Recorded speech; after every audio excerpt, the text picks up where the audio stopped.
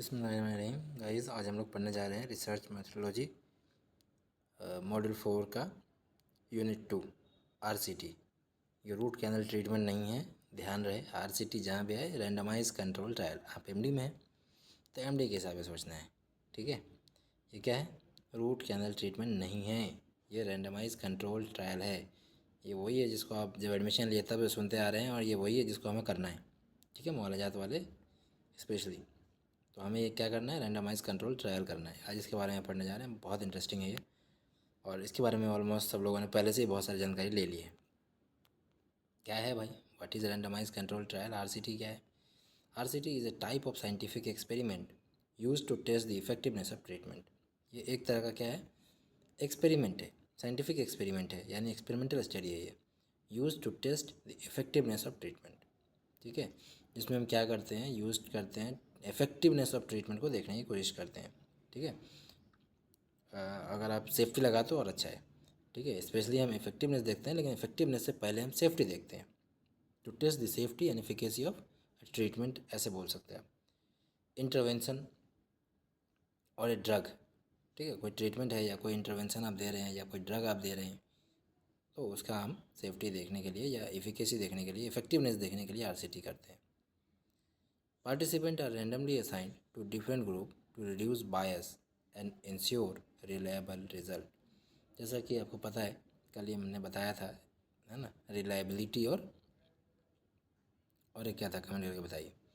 एक था रिलायबिलिटी, यानी कि कितना हम भरोसा कर सकते हैं उस पर, और एक था वैलिडिटी, ठीक है, यानी कि वो कितना सही है। तो ये जो रैंडमाइज कंट्रोल ट्रायल है, इसको हम क्या करते हैं कि रेंडमली असाइन करते हैं पार्टिसिपेंट्स को, ठीक है, टू डिफरेंट ग्रुप। की फीचर्स क्या हैं इसके? कैरेक्टरिस्टिक फीचर्स क्या क्या हैं इसके? है ना, आपसे पूछा जाए तो 5 फीचर बताइए आरसीटी के, तो क्या बताएंगे? सबसे बड़ा फीचर तो भाई सबसे पहले आर लगा हुआ है, यानी रैंडमाइजेशन, यानी participant are randomly assign to different group to ensure fairness. Fairness बोले तो टू रिड्यूस बायस, ठीक है। उसके लिए हम क्या करते हैं? रैंडमाइज पार्टिसिपेंट को असाइन करते हैं डिफरेंट ग्रुप में।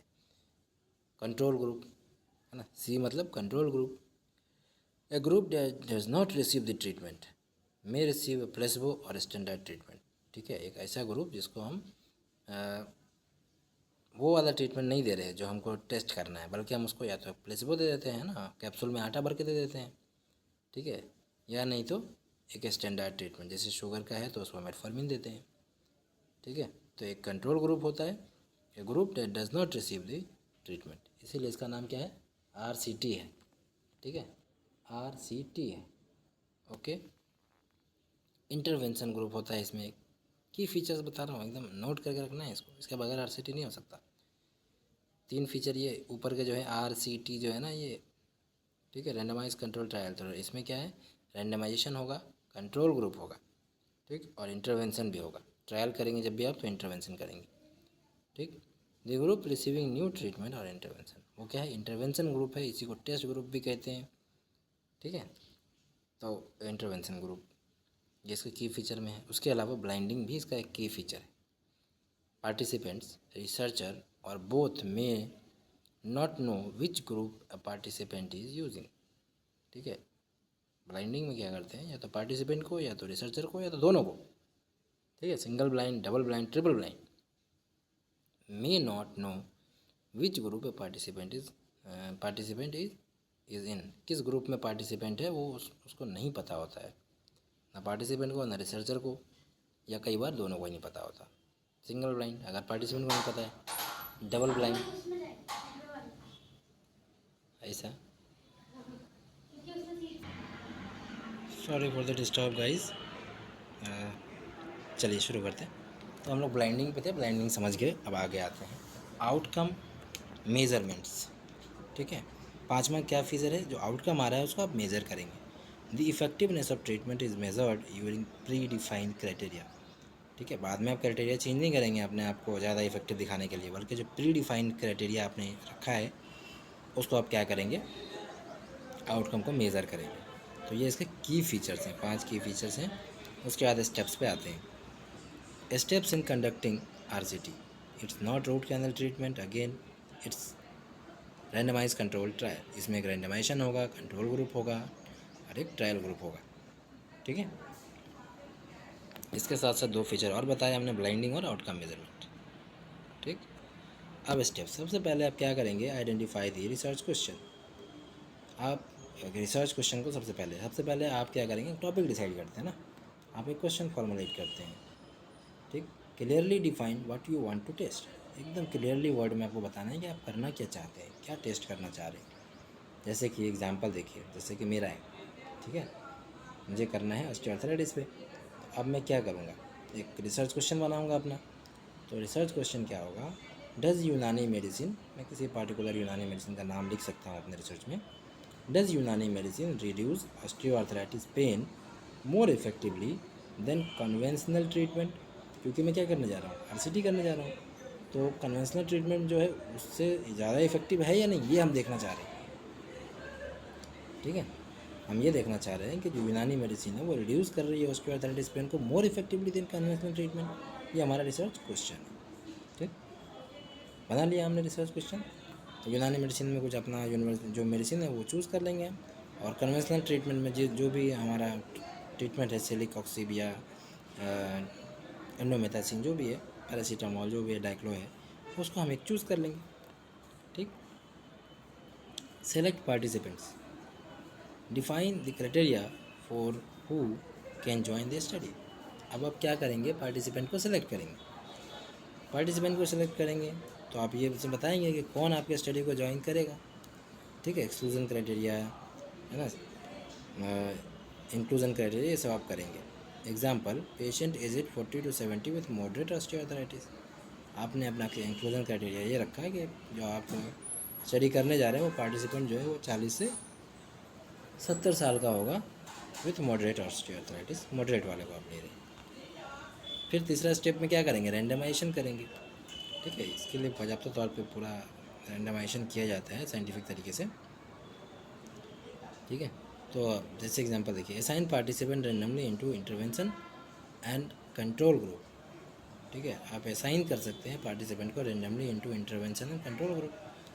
ठीक है, आपको पता नहीं होना चाहिए या फिर आप बायस नहीं होने चाहिए उसमें, बल्कि आपको बहुत अच्छे से करना है। Example, using computer generated numbers to place 100% into 2 equal. ठीक है, अब कंप्यूटर जनरेटेड नंबर आता है, कंप्यूटर से जनरेट कर लेते हैं कि भाई 100% है हमारे, उसको 2 इक्वल ग्रुप में बांटते हैं, तो वो कंप्यूटर हमें करके रैंडमाइजेशन देता है। ऐप आती है उसके लिए, मतलब एक सॉफ्टवेयर आता है, उससे करते हैं। इंटरवेंशन एंड कंट्रोल, चौथा काम क्या है, चौथा स्टेप इंटरवेंशन एंड कंट्रोल करना है। Administer the treatment to one group and a placebo या standard treatment to the other. आपको क्या करना है, ये ग्रुप को आपको क्या देना है, आपको जो ट्रीटमेंट है, जो टेस्ट है, ड्रग है, वो देना है। ठीक है, और जो आपका प्लेसबो है ना, या फिर स्टैंडर्ड ट्रीटमेंट देना है। प्लेसबो देना थोड़ा सा डिफिकल्ट रहता है कि उसको दर्द भी हो रहा है और आप कुछ दे भी नहीं रहे हो, तो ये थोड़ा अच्छा नहीं लगता। आप स्टैंडर्ड ट्रीटमेंट ही लेके चलो तो ज़्यादा बेटर होता है, बट आप दोनों दे सकते हो। सपोज़ एग्जांपल के तौर पे, group A receive Unani medicine, group A में क्या मिलता है, Unani medicine, group B receive standard allopathic treatment. ठीक है, ये आपका एग्जांपल है। ब्लाइंडिंग, अब ये हर जगह एप्लीकेबल नहीं है, ज़रूरी नहीं कि आप हर रिसर्च को ब्लाइंड करो, लेकिन एक कैरेक्टरिस्टिक फीचर है। अगर एप्लीकेबल है तो ब्लाइंडिंग करिए, अगर आप करना चाह रहे हैं, आपके रिसर्च में फिजिबल है, पॉसिबल है तो करिए। Reduce bias by not informing participant. ठीक है, और research about the group assignment. ठीक है, आप इसमें आप ये कर सकते हैं कि बायस को कम कर सकते हैं। ठीक है, पार्टिसिपेंट को नहीं बता करके या फिर रिसर्चर को नहीं बता करके। ठीक है, follow up and data collection, छठा स्टेप आपका follow up and data collection है। Regularly check and record participants progress. ठीक है, आप एक प्रॉपर फॉलो अप शेड्यूल बनाइए और उस शेड्यूल में क्या करिए कि रेगुलर चेकअप करिए एंड रिकॉर्ड करिए पार्टिसिपेंट का प्रोग्रेस क्या चल रहा है। जैसे एग्जांपल के तौर पे, pain reduction score are measured every 2 week for 3 month. जैसे कि अब मैं ऑस्टियोआर्थराइटिस पे कर रहा हूँ, तो मेरा जो रिसर्च चलेगा वो 3 महीने के लिए चलेगा। ठीक है, 3 मंथ तक चलेगा। और पेन रिडक्शन स्कोर जो हम मेज़र करेंगे वो एवरी 2 वीक पर करेंगे, 3 मंथ तक। ठीक है, यानी कि 2 वीक पर हमारा फॉलोअप रहेगा। देन स्टेप 7, अब हमारे पास डेटा कलेक्ट हो गया। अब हम स्टैटिस्टिकल एनालिसिस करेंगे, compare the results between groups to determine effectiveness. अब हम क्या करेंगे कि ग्रुप्स में उसको कंपेयर करेंगे to determine the effectiveness, compare the result between the group to determine the effectiveness. ठीक है, अब कैसे कंपेयर करते हैं, कंपेयर करने के लिए कौन सा फॉर्मूला लगाते हैं, कौन सा टेस्ट लगाते हैं, वो सब आपको बायो स्टैटिस्टिक्स में पढ़ना है। और इसके बाद ख़त्म होने के बाद वो हम इंशाल्लाह बताएंगे। Conclusion and reporting, summarise finding, 8वां स्टेप क्या है, कंक्लूजन एंड रिपोर्टिंग करेंगे। आप अपने फाइंडिंग को समराइज़ करेंगे, डिस्कस करेंगे इसका इम्प्लीकेशन क्या है, एंड रिजल्ट को पब्लिश करेंगे। तो ये 8 स्टेप में आपका RCT कंप्लीट होता है। चलिए एग्जांपल के तौर पे देखते हैं। ठीक, एग्जांपल देखते हैं, अच्छे से और समझ में आएगी। RCT एंड ऑस्टियोआर्थराइटिस एंड यूनानी मेडिसिन। ठीक है, जब क्या है देखिए, ऑब्जेक्टिव क्या है, टेस्ट इफ यूनानी herbal treatment reduce pain in osteoarthritis patient. Participant 200 लेंगे, एज 40 से 70 होगा, न्यू ऑस्टियोआर्थराइटिस का। ग्रुप ए में 100 पार्टिसिपेंट, ग्रुप बी में 100 पार्टिसिपेंट। ग्रुप ए को यूनानी हर्बल मेडिसिन दिया, ग्रुप 2 को प्लेसबो दिया। Outcome, pain score were measure over 6 month, 6 महीने तक पेन स्कोर को मेजर किया गया। Result, if group A so significant pain reduction compare to group B, it suggest Unani medicine is effective. अगर group A में ज़्यादा अच्छा रिजल्ट आया जिसको आपने यूनानी मेडिसिन दिया है, ठीक है, in reduction compare to group B, तो ये सजेस्ट करता है Unani medicine is effective. Example 2, RCT in diabetes treatment. चलिए अब डायबिटीज़ का देखते हैं RCT में। Objective, compare a new Ayurvedic treatment with standard allopathic treatment for diabetes type 2। ठीक है, टाइप 2 डायबिटीज़ के लिए आप करने जा रहे हैं। अब देखिए, ग्रुप ए को, जिसको इंटरवेंशनल ग्रुप आपने रखा है, टेस्ट ग्रुप रखा है, ट्रायल ग्रुप रखा है, ठीक है, न्यू आयुर्वेदिक मेडिसिन उसको दिया। ठीक, ग्रुप बी कंट्रोल ग्रुप, ठीक है, कन्वेंशनल डायबिटीज़ मेडिकेशन मेटफॉर्मिन दे दिया आपने। Outcome, blood sugar level are checked every month for 6 months. ठीक है, 6 महीने तक आपने ब्लड शुगर लेवल को हर मंथ चेक किया। Results, if group A shows better control with fewer side effect the new treatment में बी कंसिडर्ड इफेक्टिव। ठीक है, अगर group A shows better control with fewer side effect, अगर group A में better control है, side effect कम है, the new treatment में be considered effective, तो न्यू ट्रीटमेंट को आप इफेक्टिव मान के चल सकते हो। द न्यू ट्रीटमेंट में be considered effective with fewer side effect, the new treatment आपका क्या है, इफेक्टिव है। एडवांटेज क्या क्या है RCT के भाई, eliminate bias, reliable result and regulatory approval.